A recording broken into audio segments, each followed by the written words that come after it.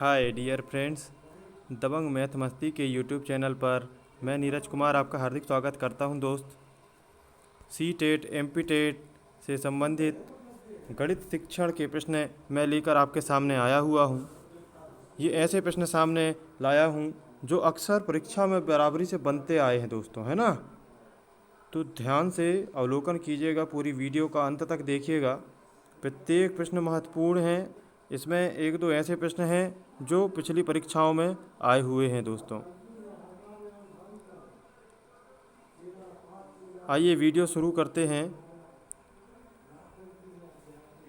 प्रश्न पहला 42वां नंबर शुरू करेंगे। रेखा गणित में प्रायोगिक स्तर पर प्रयुक्त होने वाली शिक्षण विधि है। कौन सी विधि है?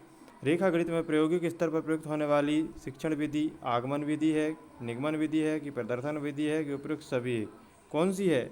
तो रेखा गणित में प्रयुक्त होने वाली विधि जो है प्रदर्शन विधि आएगी। कौन सी विधि?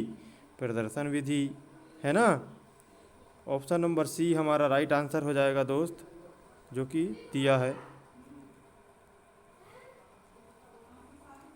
एक अच्छी मूल्यांकन विधि, क्वेश्चन 43। एक अच्छी मूल्यांकन विधि वह है जिसमें देखा जाए बालक के व्यवहार में परिवर्तन की विधि, कि फिर शिक्षण हेतु अपनाई गई विधि, या पाठ्य वस्तु से संबंधित विधि, या उपयुक्त सभी। क्या है दोस्तों, बताइए। एक अच्छी मूल्यांकन विधि वह है जिसमें देखा जाए, क्या देखा जाए? तो दोस्तों, शिक्षण हेतु अपनाई गई विधि तो नहीं हो सकता, पाठ्य वस्तु से संबंधित विधि भी नहीं। इसका सही आंसर होगा बालक के व्यवहार में परिवर्तन करने वाली विधि ही जो है मूल्यांकन के लिए अच्छी विधि मानी जाएगी, है ना। जो बालक के व्यवहार में परिवर्तन करे दोस्तों। बाल केंद्रित शिक्षा को ध्यान में रखते हुए हमें प्रश्नों को देखना है ना। जो बिल्कुल बालक के पक्ष में जाती हो, तो बालक के व्यवहार में परिवर्तन करने की विधि ही जो है एक अच्छी मूल्यांकन की विधि है दोस्तों। ऑप्शन नंबर पहला ए नंबर इसका राइट आंसर हो जाएगा। ठीक है दोस्तों।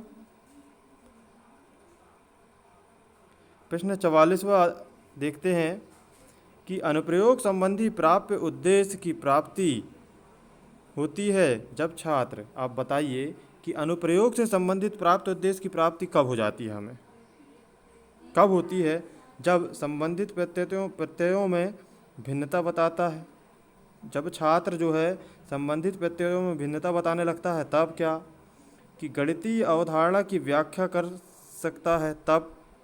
तो देखिए, व्याख्या सेंस जो हमेशा नेगेटिव होता है दोस्तों, ऐसा कोई भी उत्तर अपन को टिक नहीं करना है जहाँ अवधारणा रटने पे बोलते हैं ना। व्याख्या करना, अवधारणा नहीं, व्याख्या जो है, व्याख्या नेगेटिव सेंस है। ठीक है, ऐसे प्रश्नों को देखते ही काट दीजिएगा, है ना। समस्या हल करने की उपयुक्त विधि चुनता है, तो यही हमारा राइट आंसर होगा दोस्त। ऑप्शन नंबर सी कि अनुप्रयोग संबंधी प्राप्त उद्देश्य की प्राप्ति कब होती है? जब छात्र स्वयं समस्या हल करने की उपयुक्त विधि चुन ले, उसका इतना कौशल विकसित हो जाए उसके अंदर कि वह समस्या को देखे और उसे हल कैसे किया जाए, वह उसकी विधि को चुनने की शक्ति हो उसमें, तो ही हम अनुप्रयोग संबंधी प्राप्त उद्देश्य की प्राप्ति मानेंगे। ठीक है दोस्तों, अगले प्रश्न पर चलते हैं। वीडियो को पूरा अंत तक देखिएगा और चैनल को लाइक और सब्सक्राइब भी ज़रूर कर लीजिएगा दोस्तों, ताकि शिक्षक पात्रता परीक्षा से संबंधित इम्पोर्टेंट प्रश्न जो है हम आपके समक्ष लाते रहें। शिक्षण प्रक्रिया का अंतिम सोपान है। शिक्षण प्रक्रिया का अंतिम सोपान है, क्या है दोस्त? मूल्यांकन है कि उद्देश्य है कि फिर अधिगम है कि उपयुक्त सभी? क्या होगा? शिक्षण प्रक्रिया का अंतिम सोपान क्या होगा? तो उद्देश्य तो सबसे पहला हो जाता है, ठीक है ना, कि हमें पढ़ाना क्या है। अधिगम ये हमारा तो उद्देश्य ही है, ये भी उद्देश्य है ना। शिक्षण प्रक्रिया का अंतिम सोपान क्या होता है? जब सब हम पढ़ा लिए, सब कुछ कर लिए, उसके बाद मूल्यांकन जो है हमारा अंतिम सोपान होता है। लास्ट में बिल्कुल मूल्यांकन करते हैं, बीच बीच में भी करते हैं, लेकिन अंतिम सोपान की बात करें तो अंतिम में अगर बात करी जाए तो मूल्यांकन ही रह जाता है ना। ठीक है, इसको उपयुक्त सभी ना लगा देना। कई हमारे साथी उपयुक्त सभी देखते हैं और उन्हें लगता है कि यार यही सही है, सभी सही हो जाएंगे, तो नहीं, हर बार ऐसा नहीं होता। मूल्यांकन जो है शिक्षा प्रक्रिया का अंतिम सोपान है ना, शिक्षण प्रक्रिया का। ठीक है दोस्त। प्रश्न 46, पाठ योजना का भाग नहीं है, पाठ योजना का भाग नहीं होते हैं। क्या नहीं होता पाठ योजना का भाग? प्राप्त उद्देश्य या पाठ प्रस्तुति योजना या उपयुक्त सभी। तो पाठ योजना का भाग नहीं है। क्या नहीं है? पाठ प्रस्तुति योजना या उपयुक्त सभी। क्या आएगा? तो शिक्षा के उद्देश्य जो है, शिक्षा के उद्देश्य, यहाँ ऑप्शन नहीं दिया है दोस्तों, थोड़ा मिस प्रिंट था। ठीक है ना, शिक्षा के उद्देश्य, इसलिए इसमें गड़बड़ हो रही थी क्योंकि सभी मैच हो रहे थे, माफ़ कीजिएगा। प्रश्न 47, गणित के मानसिक सिद्धांत के जन्मदाता कौन है? गणित के मानसिक सिद्धांत के जन्मदाता कौन है? प्लेटो है कि आर्यभट्ट है कि न्यूटन है या सीवी रमन? तो दोस्तों गणित के मानसिक सिद्धांत के जन्मदाता प्लेटो हैं, इस बात को बिल्कुल याद रखना। और ये पिछली परीक्षा 2019 सीटेट पर आया हुआ था यह प्रश्न। ठीक है दोस्तों। खोज विधि का प्रतिपादन किसने किया था? किसने किया भाई? खोज विधि का प्रतिपादन किसने किया है? तो खोज विधि का प्रतिपादन किया है प्रो आर्मस्ट्रॉन्ग, किलपैट्रिक, ड्यूबी, स्किनर। इनमें से कौन? तो प्रो आर्मस्ट्रॉन्ग जो हैं, खोज विधि का प्रतिपादन इन्होंने ही किया जाता है। खोज विधि को प्रतिपादित करने का श्रेय प्रो आर्मस्ट्रॉन्ग को जाता है, ध्यान रखना। और परीक्षा में अधिकतर ये प्रश्न बनता हुआ नज़र आया है। ठीक है। तो खोज विधि का प्रतिपादन किसने किया? तो प्रो आर्मस्ट्रॉन्ग ने।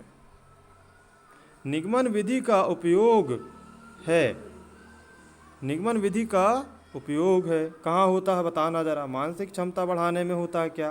कि वैज्ञानिक दृष्टिकोण विकसित करना, कि सूत्र की स्थापना करना, कि सूत्र का प्रयोग करना। तो क्या होता है भाई? निगमन विधि का उपयोग कहाँ होता है? तो मानसिक क्षमता बढ़ाना, ऐसा तो है नहीं। मानसिक क्षमता बढ़ाने के लिए निगमन विधि है क्या? और अन्य विधियां हैं। वैज्ञानिक दृष्टिकोण विकसित करने के लिए भी नहीं है। वैज्ञानिक विधि तो आगमन विधि को कहते हैं, है ना। और सूत्र की स्थापना, सूत्र की स्थापना भी आगमन विधि के माध्यम से सूत्र की स्थापना होती है। लेकिन सूत्र का जो प्रयोग है दोस्त, ऑप्शन नंबर डी, इस निगमन विधि का उपयोग सूत्र का प्रयोग करना है ना। निगमन विधि में जो है सूत्र का उपयोग किया जाता है, यही हमारा राइट आंसर होगा। ऑप्शन नंबर डी दोस्तों हमारा राइट आंसर हो जाएगा। सूत्र का प्रयोग करना निगमन विधि का उपयोग है। चलिए आइए बताइए, सामान्य से विशिष्ट की ओर शिक्षण सूत्र पर आधारित विधि है। सामान्य से विशिष्ट की ओर शिक्षण सूत्र पर आधारित विधि है। कौन सी विधि है? आगमन विधि है, निगमन विधि है, कि आगमन निगमन विधि है, कि विश्लेषण विधि है? तो सामान्य से विशिष्ट की ओर शिक्षण सूत्र पर आधारित विधि है निगमन विधि। कौन सी विधि? निगमन विधि।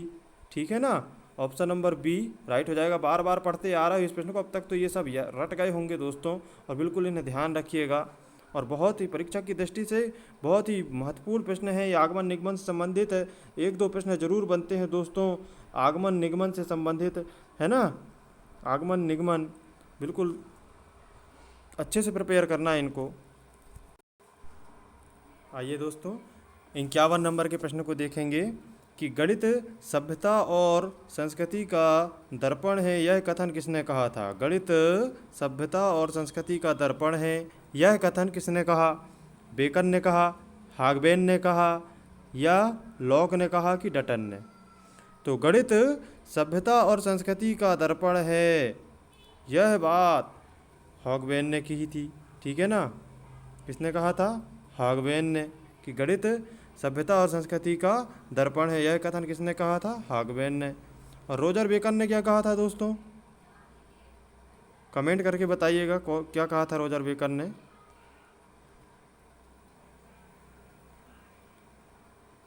प्रश्न 52 देखना, प्राथमिक स्तर पर गणित का क्या महत्व है? प्राथमिक स्तर पर गणित का क्या महत्व है? तो प्राथमिक स्तर पर गणित का महत्व सांस्कृतिक है, सामाजिक है, धार्मिक है या मानसिक है?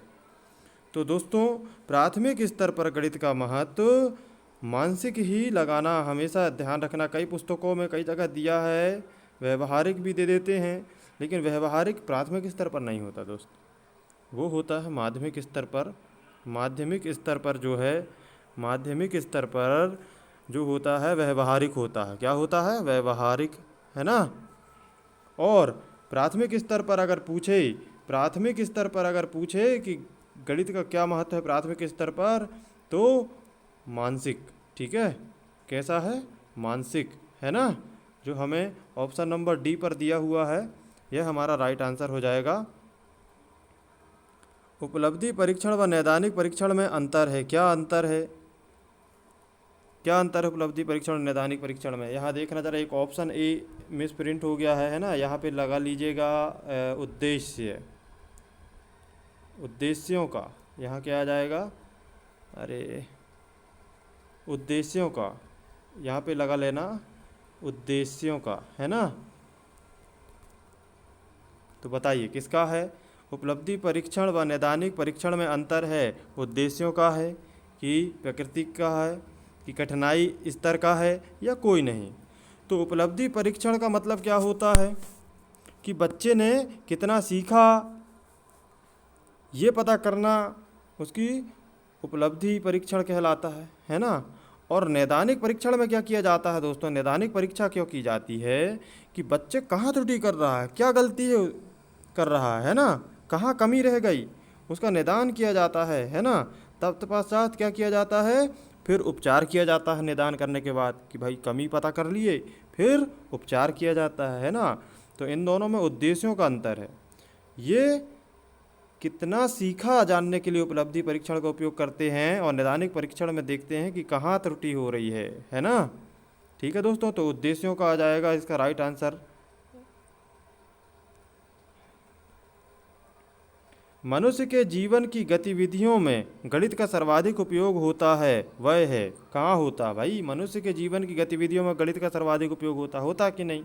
हम बाजार जाएं तो भी गणित का उपयोग हो रहा है कि भाई सब्जी ले रहे हैं 20 की नोट दिए, आधा किलो सब्जी लिए है 10 रुपये की, अब 10 वापस होगा, तो ये हाँ गणित ही तो हो रही है, घटाना जोड़ना यही तो चल रहा है ना। तो मनुष्य के जीवन में, जीवन की गतिविधियों में गणित का सर्वाधिक उपयोग होता है। कहाँ होता है? सांस्कृतिक में होता है, मनोवैज्ञानिक में होता है, कि सामाजिक और आर्थिक में होता है, कि फिर आर्थिक में होता है? तो मनुष्य के जीवन की गतिविधियों में गणित का सर्वाधिक महत्व होता है दोस्तों आर्थिक, है ना। कहाँ होता है? आर्थिक में होता है। सामाजिक और आर्थिक दोनों, सामाजिक और आर्थिक दोनों जगह होता है भाई। सामाजिक में तो हम उपयोग करते हैं ना गणित का, है ना। सामाजिक और आर्थिक दोनों जगह होता है। कौन सा कार्य अध्यापक से संबंधित नहीं है?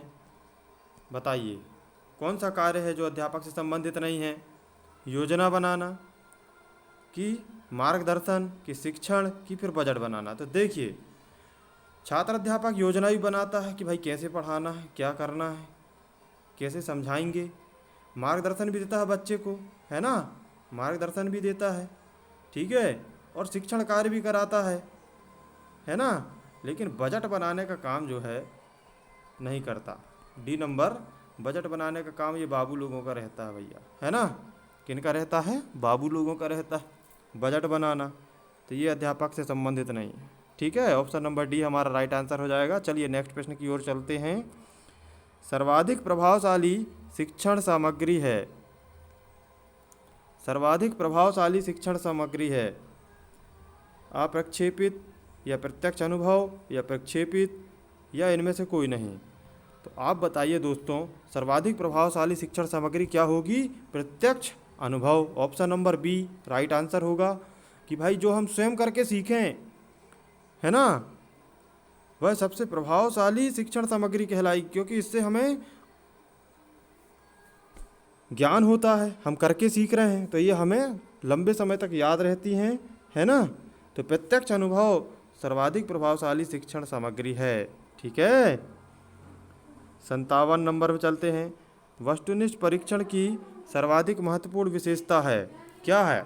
वस्तुनिष्ठ परीक्षण की सर्वाधिक महत्वपूर्ण विशेषता क्या है? ऐसी क्या विशेषता है दोस्तों वस्तुनिष्ठ परीक्षण में? तो ए नंबर दिया है विश्वसनीयता, की वैधता, की वस्तुनिष्ठता या उपरोक्त सभी। तो वस्तुनिष्ठ परीक्षण की सर्वाधिक महत्वपूर्ण विशेषता जो है ये सभी हैं, ठीक है। विश्वसनीयता भी होती है उसमें, वैधता भी होती है और वस्तुनिष्ठता तो होती चाहिए, नाम ही है वस्तुनिष्ठ परीक्षण।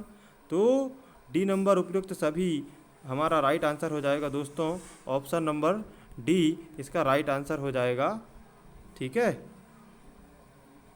नेक्स्ट प्रश्न की ओर चलते हैं। गणित सभी विज्ञानों का द्वार एवं कुंजी है ना। यह शब्द किसने कहा? यह वाक्य किसका है कि गणित सभी विज्ञानों का द्वार एवं कुंजी है? अभी हमने ऊपर पढ़ा था, एक प्रश्न था कि गणित सभ्यता और संस्कृति का दर्पण है, उसे किसने कहा था? हागबेन ने कहा था। तो अब यहाँ पे वैसा ही एक प्रश्न है, गणित सभी विज्ञानों का द्वार एवं कुंजी है, यह शब्द किसने कहा?